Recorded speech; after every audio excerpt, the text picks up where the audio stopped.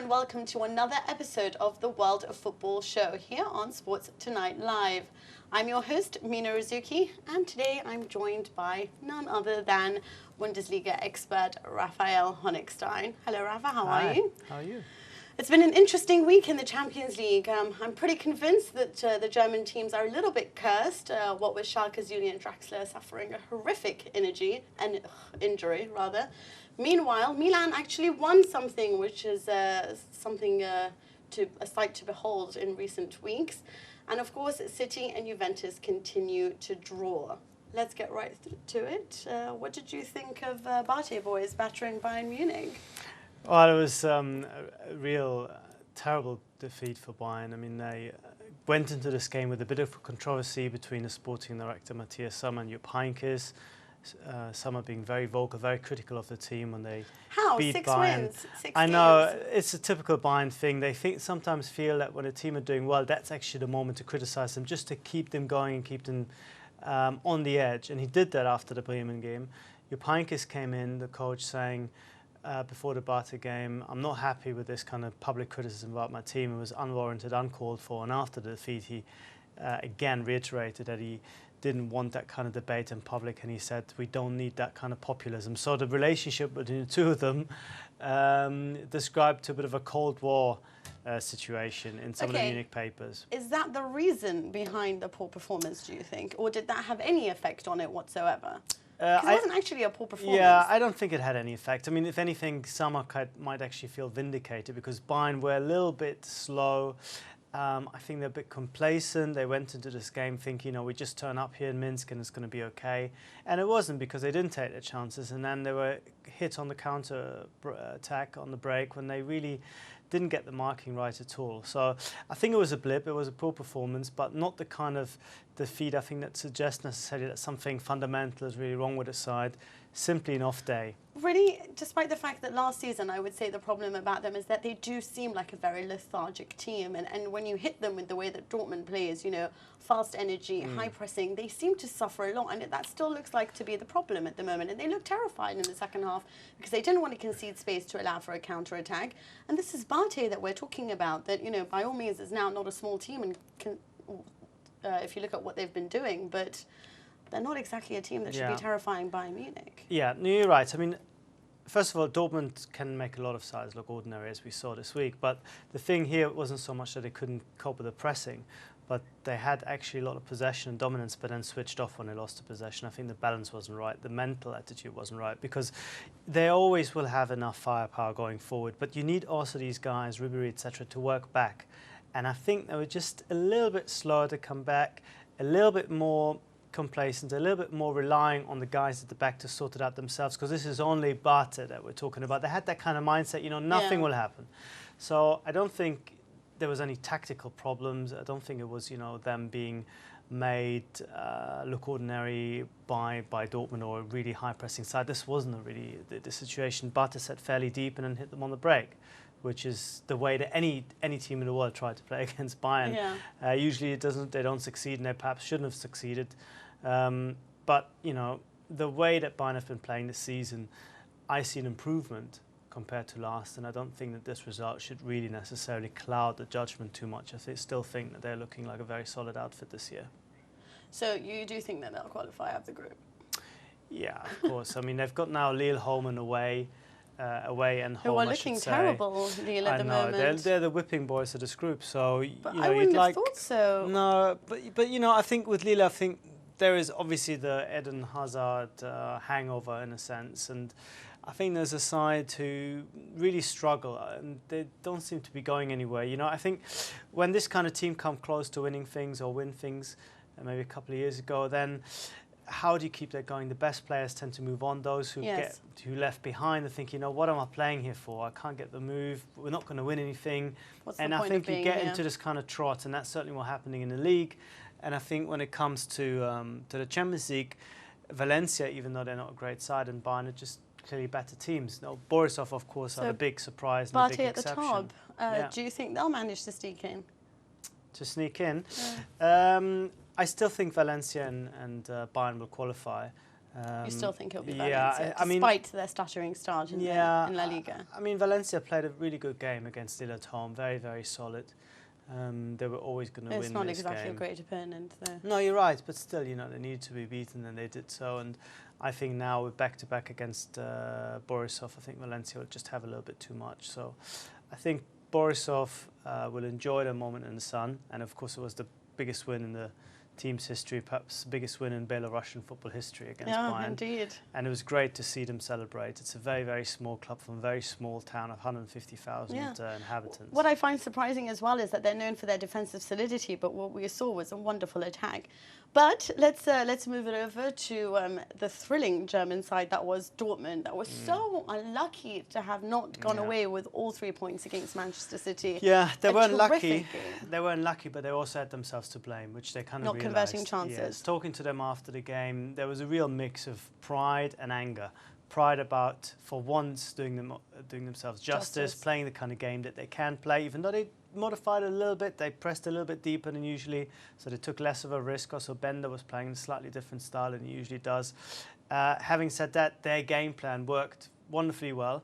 1 or 2 wobbles at the beginning and some great chances for City we shouldn't forget in the first half notwithstanding, but in the second half they really exerted themselves. They really dominated a City team that just didn't know what to do and were just restricted to hoofing it up long. I mean, their game broke down completely. And Dortmund should have taken the chances. And Lewandowski, I think, the problem for him was when that chance fell to him, which was his first real chance of the night, he wanted to be special. He wanted to smash it in with the outside of his boot, have this really emphatic showpiece, showreel kind of finish, instead of just calmly side-footing it into the corner, into any corner. He could have picked any corner he wanted.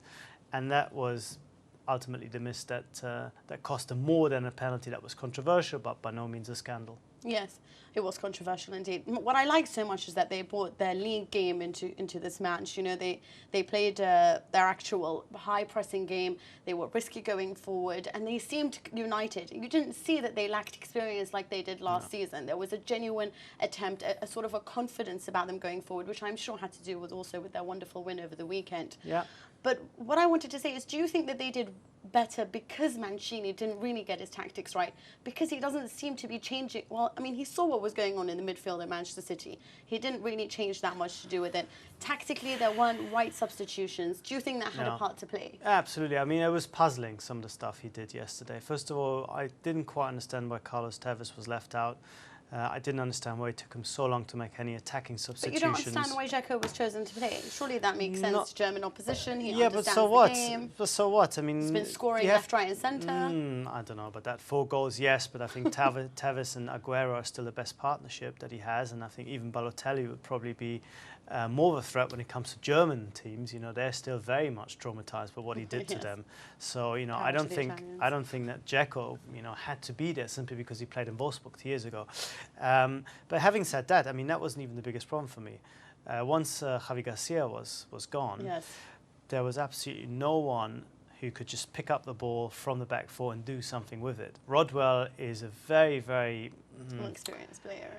To put it kindly, he's inexperienced. Too much pressure on Touré on the ball was targeted by 3 or 4 players. He was a little bit slower than usual. Maybe he wasn't fully fit. I don't know what was wrong with him, but he couldn't get rid of the ball. He was caught 3 or 4 times, and even when he had it, he's not a guy who's going to play through you. He's only going to either run, which he couldn't because there was no space, or play it really long in a straight line. And none of these passes worked. So the game, as a result, broke down completely. I didn't understand why there wasn't anyone a little bit deeper. Okay, Barry wasn't even in the squad, but you know, they didn't have anyone who could actually pick the ball up and dictate the game from a little bit deeper, which is something you have to do against a side that press you very high, because you're not going to get the ball to the front players otherwise if you don't have that skillful player that can actually hold on to it under pressure. And they didn't have that, and as a result, you know, him changing to 3 at the back halfway through the second half made no difference whatsoever, because they still couldn't get hold of the ball. I mean, it was very, very poor, and it just makes you wonder just why Mancini has this big problem with the Champions League. I mean, it's slightly different football against maybe better opposition that you used to, but still, I mean, he's been around for long enough to see these things, and he should react a lot quicker. And I don't understand what he's doing half the time. I agree a lot, and I always get in trouble saying that. But just quickly before we move on, do you think that Dortmund will go through? second to Real Madrid? Well, the win would have taken them almost through, I think, or at least, shall we say, it would have killed off City's chances to a large extent. Now City have Ajax back-to-back. You know, they can pick up 6 points from that. Then they have 7. They're way much into it because Dortmund by no means are guaranteed to pick up any points from Real Madrid home and away. So it's a tough one. But they've given themselves a chance. Last year they started so poorly that they were out of it by the time, you know, the third, fourth game came around. Now they've got a real good chance. They even have a real good chance against Real Madrid. Plus they've got City at home in the last game, which could well be decisive. Crunch match. So I think they've done very, very well and they can take pride from the performance. Right, let's have a look at the other German team, that is Schalke, and of course that horrific injury. And another draw for them. What's going on with them? That was in the weekend. They couldn't manage more than the draw. Yeah. And it wasn't against a side that really should have troubled them as much as they did. And now again against Montpellier. Not that Montpellier isn't a good enough side to trouble them, but what's going on with Montpellier Schalke? Did very little. They also had a guy sent off on a foul from Draxler. That was when he actually got injured. He got fouled in the box and fell really, really awkwardly. And it's Tell me about the injury. I'm not sure I want to... I don't want you falling backwards off this chair because it's a long fall for you. All right, we get it. I'm short. No, it was pretty horrific, and he's had an operation on the same night, and he'll be out for a few weeks, maybe even months. It's basically his arm, just above his wrist. It's not very nice.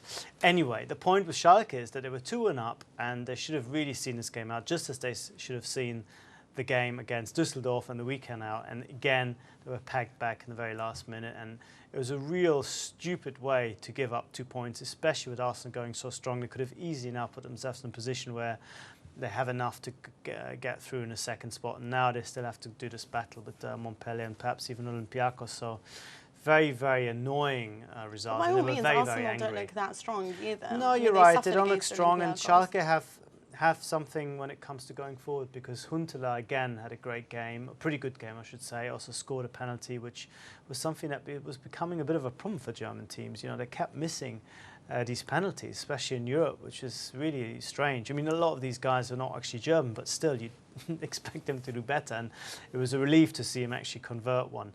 But yeah, they have the kind of team that kind of a 6 out of 10 in every position. They don't have these outstanding superstars now that Raul is gone. Yeah. But they don't have any obvious terrible weaknesses either. So, you know, yes, they give Arsenal a game, but at the Emirates, I think it might be tough for them. Okay, do join us after the break where we'll go into more Champions League action. So we'll see you in a few.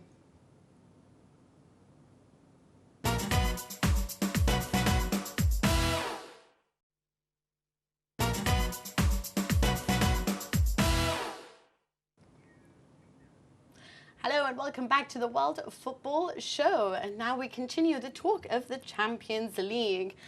Let's jump straight into the Italian side of things. What did you think about AC Milan actually managing a win against Zenit? And do you think that the internal troubles that are going on with, you know, Zenit St. Petersburg at the moment is the reason behind it? Well, I'm sure it didn't help them with the preparation. First of all, you had these reactions against Hulk, these weird was it, like a bomb fake or bomb something? with a face of his on top of it. And that's all because they've paid money to bring in a superstar. Well, you don't know who put that there. I don't think Igor Denisov, who was very outspoken, actually put that fake bomb into the outside the club HQ. But that's a different debate. I mean, the guys who are there, who were the sort of biggest name there, they're quite happy that these guys have come in, but at the same time, they're not happy that they're completely dwarfed when it comes to the wages, and some of them themselves were trying to renegotiate their packages, and now these guys are coming in and the club are saying, huge money. And the club are saying to them, look, we can't give you that money because all that money is going to Hulk and Witzel, etc., which is not something that's really... But is that really a clever strategy when you're trying to build together a team and you know, based on unity and cohesion? That's always your problem when you add players that earn a lot more than the rest of the side. You're going to create special situation for them, and they have to be really, really good to justify that, because otherwise the team will get back on their backs. And also you have to be aware of the dynamics that result from that. And of course, you know, they weren't really that great for the whole season. Now they added these guys and still hasn't quite clicked, and I think Milan found them at a very good time. I mean, Milan, I think, were quite happy to, for once, be very reactive and just pick them off a little bit on the break. Play a game that they can't really play against Serie A sides who do themselves sit deep. But I mean, they were very lucky. It was an own goal. It was practically 2 own goals. And let's welcome Tancredi Palmieri, our European football expert, concentrating on Italy. How are you? Ciao. Buongiorno, guys. Everything is fine here. Even better since that Milan shipped that 3 points in the way that they don't know even how. But honestly, Tancredi, let's be honest. Do you think they deserve to win that match? Honestly, no. If you look at all the chances that Zenit had in a normal game, you usually drop the points, even because they pretty settle down after the first half an hour. But, you know, sometimes in this beginning of the season, they have not been just poor. They've been even unlucky. So sometimes it's good. And they had an unbelievable performance of Abbiati. Guys, Abbiati just...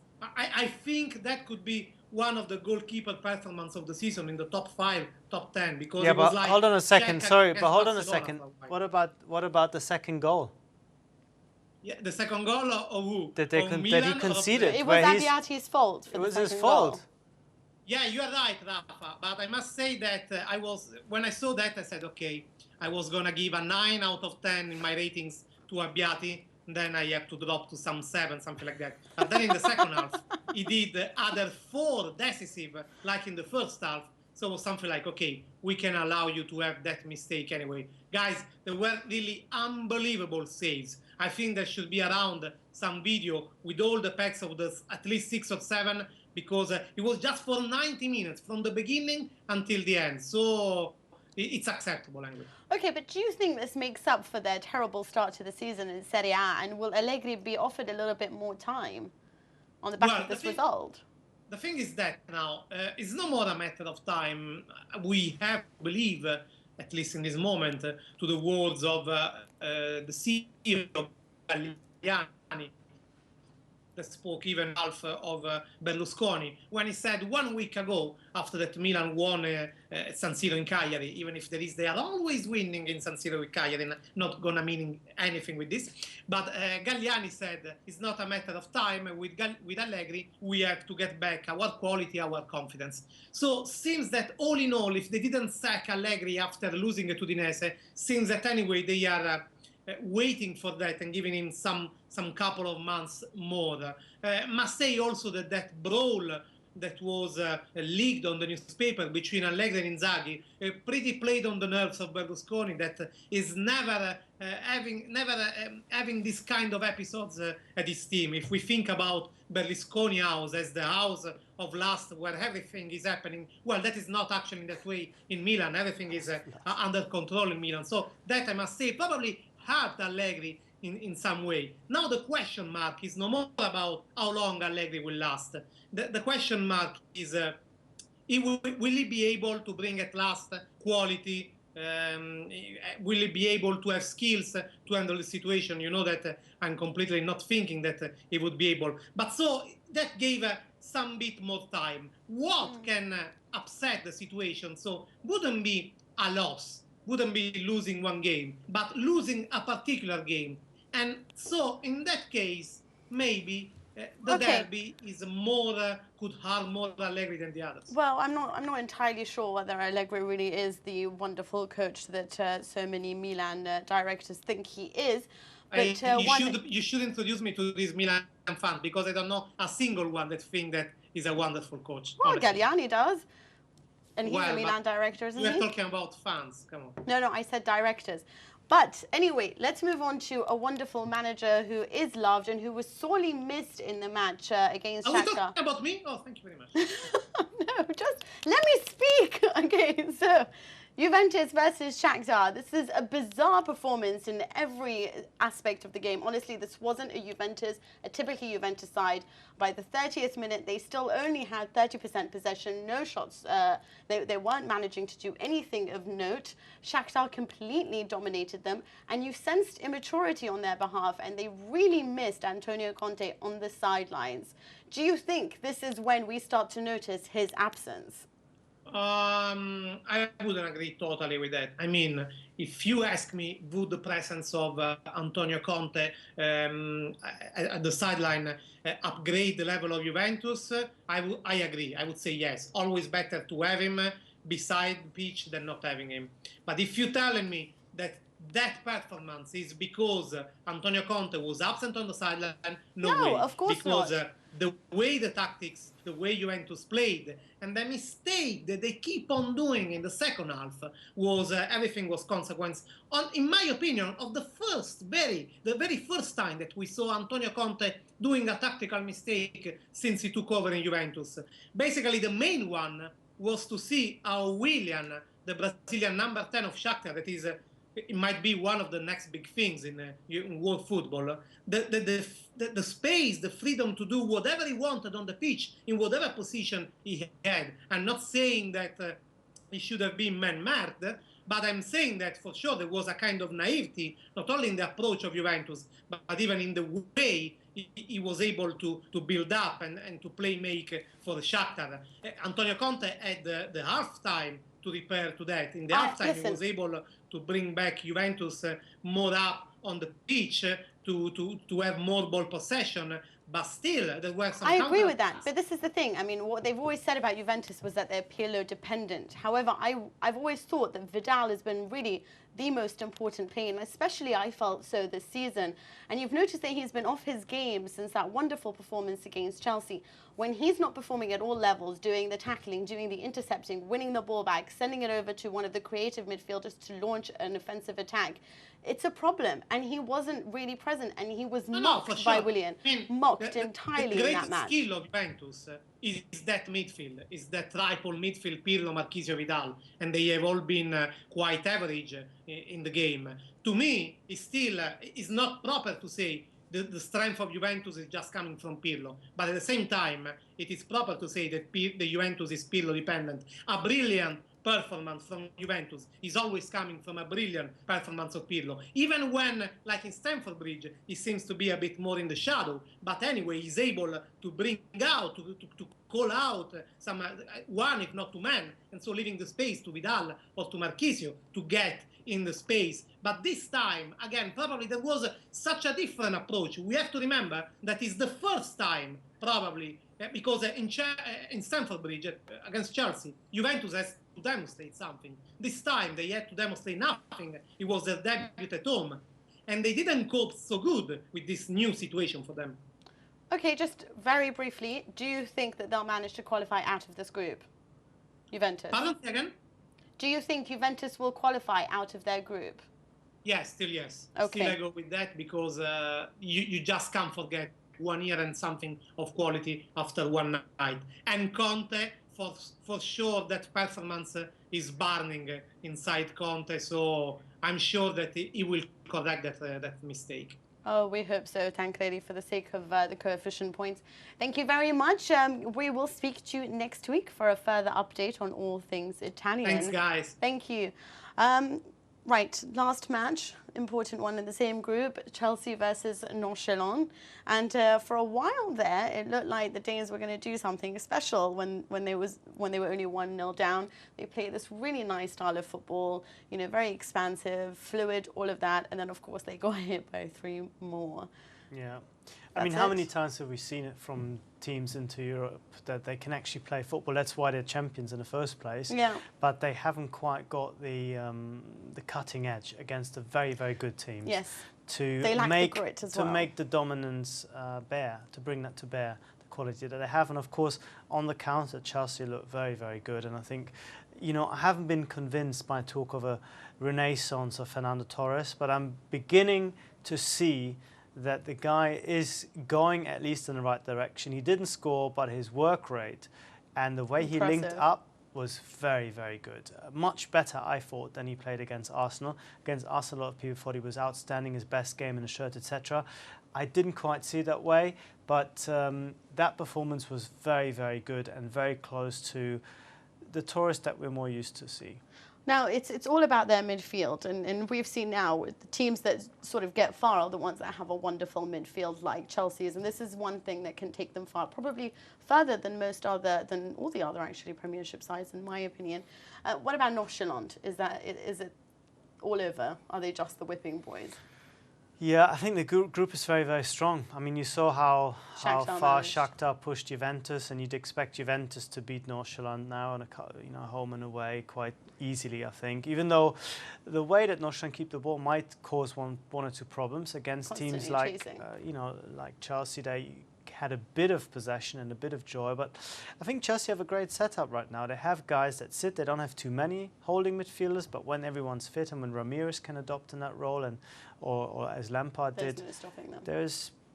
It's a good outfit, and Oscar I think has played much better, more quickly than anyone would have thought, because he's really settled down so quickly to the point that he's now beginning to make Hazard look less spectacular, and that's a good thing, because Hazard will probably go through this, spells a little bit. He started so well, he probably expected him to dip, but if he's coming back to the level he showed earlier in August, then they're really flying.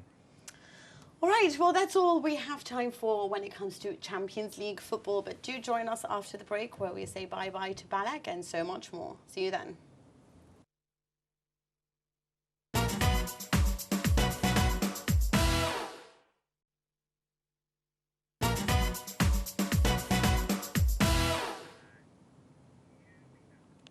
Hello and welcome back to the World of Football show. I'm still your host, Mina Rzouki, and I'm still joined by Raphael Honigstein. It's all Germany today, and I'm going to blame Raphael for this, who is very excited at the moment. But it is kind of an important moment for German football, especially with the retirement of Michael Ballack. Yeah, and it's a bit of a sad story, really, because here's a guy who was the outstanding footballer of his generation. Which was a blessing for him, but also a curse, because he didn't quite have the players with him in any of the teams he played for, certainly domestically, to take him that extra step. I mean, to actually win something. To win international title. Of course, he won plenty of domestic titles. Yes. Leverkusen came very close in 2002. Very unlucky Germany in the final. Germany, as we know, he took them to the final, then missed it because of the yellow card. Then a few years later, probably even more heartbreaking to lose against Chelsea in the final in Moscow in 2008. So it's a guy, rightly or wrongly, who will always seen as just coming up a little bit short. Even the fact that he's perched on 98 caps and just didn't get quite to the 100 because of the foul really by Kevin Prince Boateng, which effectively ended his career 2 years ago in the FA Cup final at Wembley.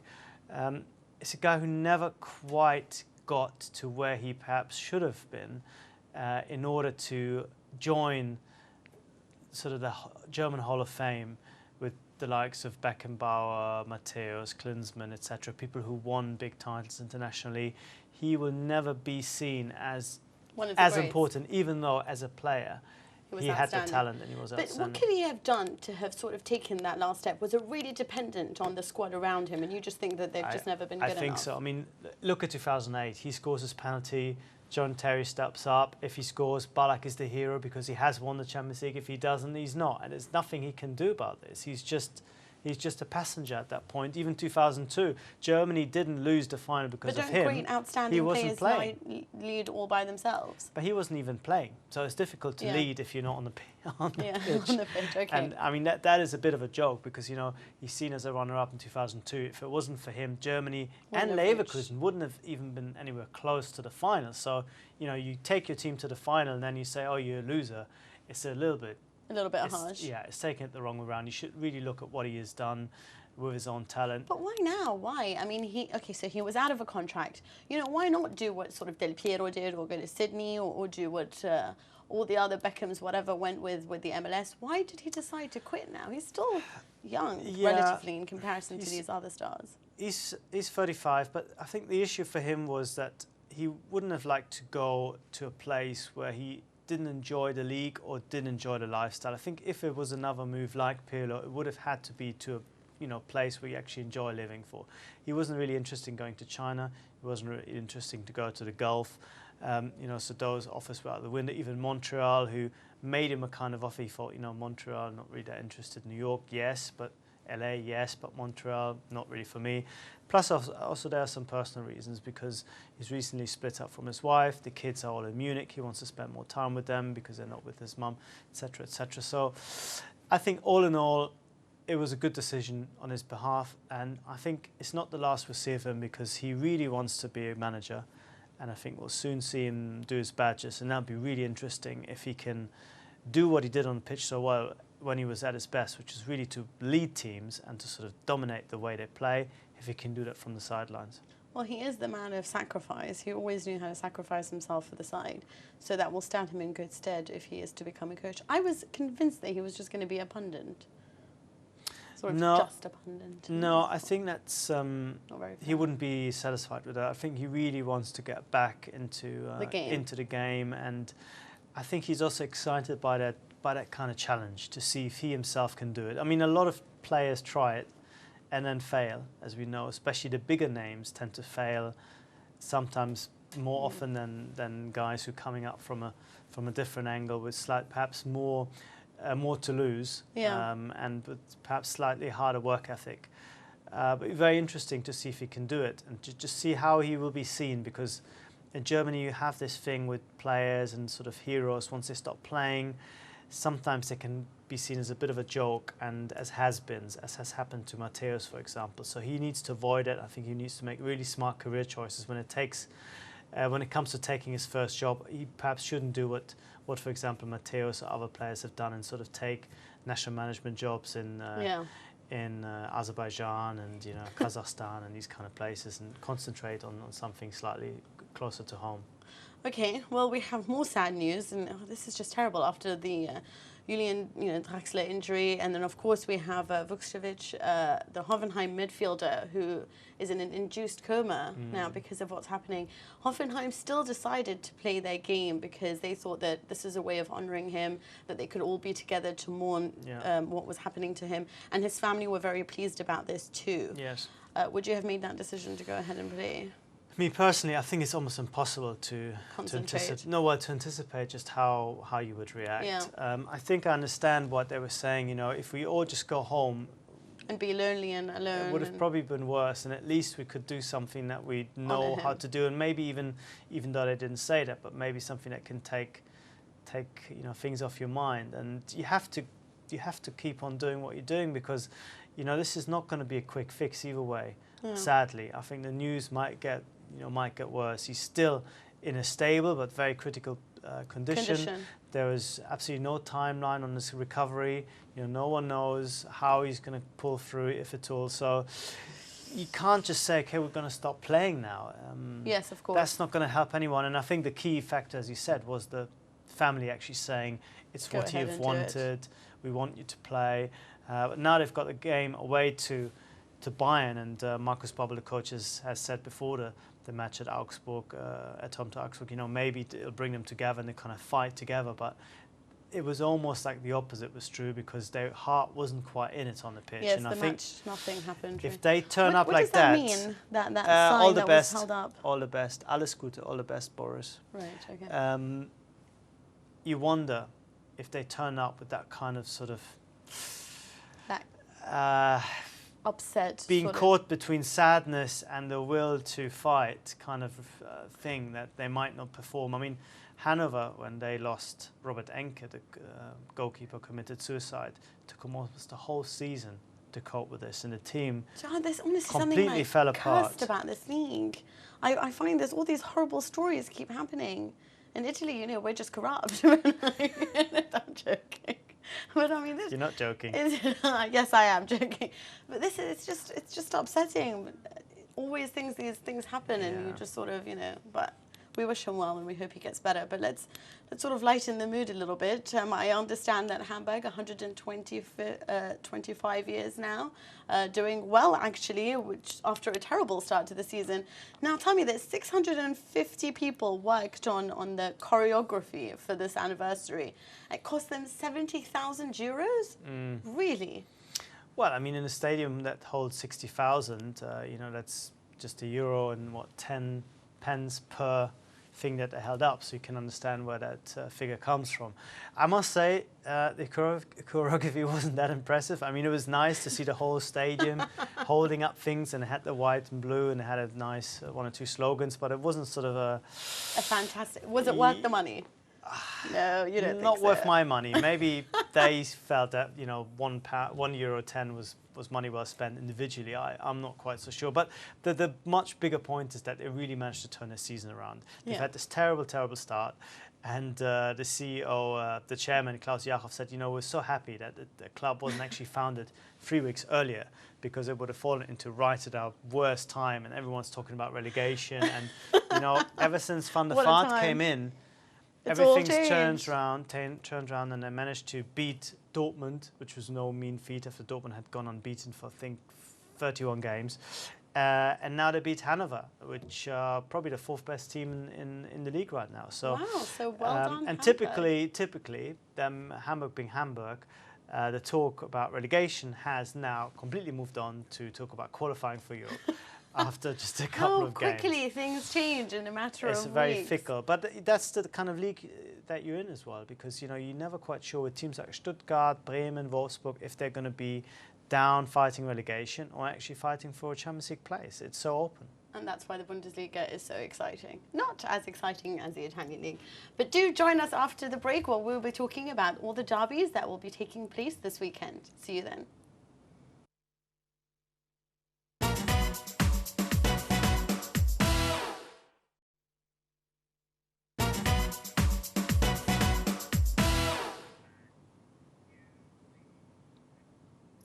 Hello and welcome back to the World Football Show. And this weekend is rather exciting in the sense there's the Classico, and of course there's the Milan derby, the game of all games in Italy. But who cares about that? It's not the game of all games this year, isn't it? No, this year, that's exactly what we're saying. No, it's just, there just seems to be something missing in the derby but now. you know what, maybe it can act as a bit of a kickstart for either side. I mean, I think if Milan can beat a Inter team that are on paper probably stronger this year, maybe it just gives them a bit of belief, and maybe Allegri can convince himself that he is a manager, or maybe he can convince his team that he's actually a manager, along with the fans, and vice versa. I think if Inter come and win this, they might still have an outside chance to challenge for the title. I don't think we should write them off completely. No, of course not. They're doing actually quite well in the league. It just took them one game, one win, and they're back in it. So they're not, they're not a terrible side. Yes, they're not the side that was... By all means, they're doing a lot better than Milan are doing. Completely dominating the league a few years ago, but still, they're capable of winning the title. And I think if they beat Milan convincingly, it's just a kind of result that will set them up to go all the way. I think you're being kind when you say that they're capable of winning the title, but we'll get back to the Milan derby in a second. Well, because I still think that they have things missing in their squad at the moment, and in Stramaccione they have quite a young squad that's still not clicking. A rather young coach. Yeah, you're right, but I don't think they're that far away. He's obsessed with wing play and sometimes leaves his middle a little bit too exposed. But it's the Clásico that I'm very excited about, mainly because I think this is a real matchup this time. I don't know what it is, because I think that, they're both stuttering a little bit. There's the exciting 3-4-3 of Villanova, which only seems to be played in the last sort of half of their matches. There's Madrid, who do really badly in the league and then do really well in the Champions League when it's a big game, and that's when they seem to be getting excited. And this is the time for them to start making up the points. Do you think it's Real to take? I don't think Barcelona's points tally has been that bad this year. Has it? No. I think it's been good. So but I'm saying to you, I think it's... Sorry, did I say that they were bad? What I meant was that Madrid's was bad. Oh, yeah. Well, but they seem to be making it up in the Champions League. Yeah, you're right. But despite the fact that Barcelona is doing so well when it comes to points, I mean, they were a bit lucky against Sevilla, in all honesty. They probably shouldn't have just walked away with all 3 points. You're right, and Alex Song was terrible, and he might play again because Puyol, of course, with a dislocated elbow, might not be, will definitely not be in any shape to face Madrid. And I think there is a worry against sides that make them suffer, that they still haven't got it 100% right. But there's a small guy further up the pitch who's pretty good. I've never heard of him before, but I saw him this week against Benfica, yes. and he was absolutely sensational, Fantastic. really, even by his Fantastic. standards. So, and there's this other guy from Madrid who also had a fairly decent game against Ajax. Fairly decent. Scoring 2 hat-tricks only in a row 3. is fairly decent. So Interesting. I think we're going to see goals. I've got a You think- slight well, suspicion. Well, with their backlines, I can definitely see goals. Let's welcome our Spanish expert, David Cartledge. How are you, David? Can you hear me? No, the sound's bad. I can't hear you. Are you joking with me, or you can actually not hear me?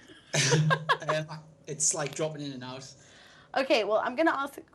I'm gonna just ask a little question and see if you can reply to me. If not, Rafa, then you can.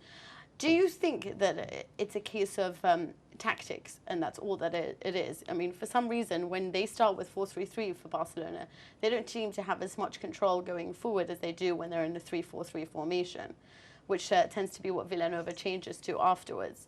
Can you hear me, David? Yes, I can, yeah. So do you think this is a question of tactics? I mean, they keep scoring, what, half of their goals that they've scored in the last 15 minutes, Barcelona? Yeah. And is that because of the changes that he brings on? Oh, I think certainly. I mean, a lot of it's obviously to do tactically with the game. I think especially Mourinho in recent years, you know, he was far away at one point, but he's gradually closed the gap, and obviously that's been a massive tactical difference that's, you know, and it's come into play between the two of them. But I think the defence on both sides is where is key for this game. Absolutely huge, because neither defence is in particularly brilliant state at the moment. Ramos for Real Madrid is badly out of form. Pepe is basically keeping everybody, like holding everybody together there. He's the glue at the moment for them. Whereas with Barcelona, it's hard to single somebody out in the defence who's actually had a good season. Mascherano possibly so far, but it's difficult to say. I wanted to ask you a question with Barcelona. Now, I know they keep going with Song and Mascherano in their back line, but I also know that they have a good talent pool and a youth player that would do a wonderful job in the centre-back. So why not decide to mix things up? Since Song and Mascherano aren't working very well at the back, why not promote? Yeah, I mean, it's something I think, I don't know, I mean, in a game of this magnitude, I think there'll be a risk in producing Marc Bartra, who's an exceptionally talented young centre-back, into the squad. So, but I think possibly in the new year, I think if Barcelona don't act in the market, which I don't think they will, then Bartra will come up in the new year. But not at this point, I don't think he will. But it's a bit of a calculated risk to bring somebody in at the moment, you know, especially with the way that defence is. But like you say, it's hard to see. I mean, can Bartra really be much worse than what they've got now? I don't think so. Yeah, I know. David, do you see Madrid going for it and pressing them high up the pitch as they tried in a few games and with mixed results, or sit deep with the risk that you're being outplayed, but at the same time you have a much more, you have more bodies to then launch counter attacks? What do you think is going to be Mourinho's stance on this? Yeah, I think it's going to be a high tempo start. These games are just, there's always a mad opening 15, 20 minutes in these games, and I think a lot of that now is to do with the way Real Madrid press at the start of these games. So I think we're going to see maybe 20, 30 minutes of Real Madrid really pressing them, and then perhaps this is the thing what they've done. This is the error that they've made. They've perhaps started so well, but when they have gradually eased off and let Barcelona have a little bit of the ball, closing them down in the Real Madrid half, as akin to going at them in the Barcelona half, they've sometimes sat in a little bit too deep, and they haven't pressed as well. So there needs to be a healthy medium between the two, but I definitely think it's going to be a chaotic start. The opening 20, 30 minutes will be 100 mile an hour. And also, just one last question. Do you think that, just who do you predict will be the winner? I'm going for a Barcelona win by 1 goal. I'm saying 3-2. You're saying 3-2? Mm-hmm. Okay, right. You will, of course, pick Madrid. Being biased. I'm biased. Barcelona. You always defend Barcelona with such verve that it makes me feel I've got to defend Real Madrid. Right. But anyway, I think Barcelona will be once again too strong, despite having Alex possibly at the back. I mean, it's a bit of a nightmare scenario, I think. Did you watch him against Sevilla? I had no idea what he was supposed to be doing. But thank you so much for joining us, David. Thank you for having me. Appreciate it. We'll talk to you next week and see what happened with that game. Look forward to it. I'm not sure. I'm not saying to you Real Madrid will win it, but I just think they have too much. You want them to win it? No, I don't really care. I only want Juventus to win everything. Stop trying to expose things. All I'm saying is that I think their attack has a little bit too much for Zong and Mascherano, and Dani Alves is really not on top form. But they have Messi, and Messi is God. So perhaps he can pull off something in the back.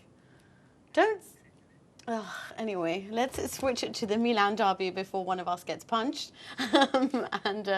Now you seem to think that Inter can challenge for titles this season.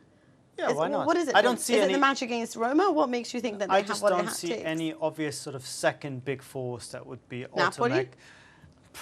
You don't think so?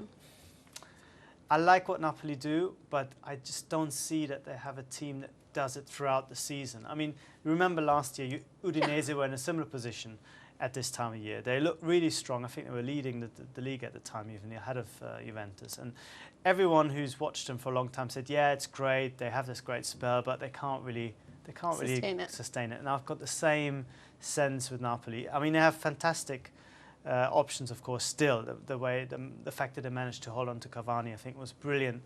Piece of business. Lavezzi is gone, but still, you know, they have good stuff there. But I think still Inter, with all the rejigging and the rebuilding and stuff, I still think that there's a platform there that might just see them coming into contention. I'm not saying they're going to win the league, but I think they might establish themselves as the closest rivals that Juventus, who are still clear favourites, will have. So you still think it's all Juve's to take. So what about AC Milan? You haven't given them a shout out. You don't think that they're capable of challenging whatsoever? No, I said, if you remember, that I think a good result against Inter might just change the dynamic around. I think they're still, despite the win against Zenit, are still a bit stuck in the sense of we're not really going anywhere. This is all very terrible. This is a bad season for us. And I think nobody really believes that they can do something. I think there is almost this kind of defeatism, and I think the players are looking at Allegri, the fans are blaming Allegri. I think even the people in the top have found it easy to blame Allegri for what's going on. And there doesn't seem to be a lot of optimism, a lot of forward-looking going on, but a lot of backward-looking, saying, oh, you know, well, all our beautiful players have gone. What have we got now? We've got El Shaarawy. Yeah, he's great, but he's doing really well. He's not Ibrahimovic. 5 goals and 8 appearances. No, sure, but you know, this does very much feel like a transitional side. Yes, like a side that's sort of waiting for something to happen, either on the managerial changes or on bigger, more established players coming in. It doesn't seem like a side that's actually there to be built to play now for the next 2-3 years. It's very, very makeshift, and a team that's, I think, still trying to figure out what this new Milan, the post sort of, almost I was going to say the post-Berlusconi Milan, even though he's still there, I think you know what I mean, will look like after all the big names have moved on. We still don't know. Okay. Quick predictions. Just tell me who's going to win. I'm going to go for 2-1 win for Inter. And Clásico? Clásico. 5-0 win for Barcelona. No. I like David's prediction. I think 3-2. 3-2 is a good one. You'll go for that. Barcelona. Well, I think Inter will win, and I think Madrid will win. Just to be different, shall we say that? But thank you for joining us on this show. Don't listen to what Rafa says about me and who I like and when it comes to the Spanish teams. But do join us next week. I'd just like to say thank you to my co-host. Have you enjoyed yourself? Always with you. Always. And do join us next week for the same football chat, the same place, and of course, same channel. We'll see you then. Take care.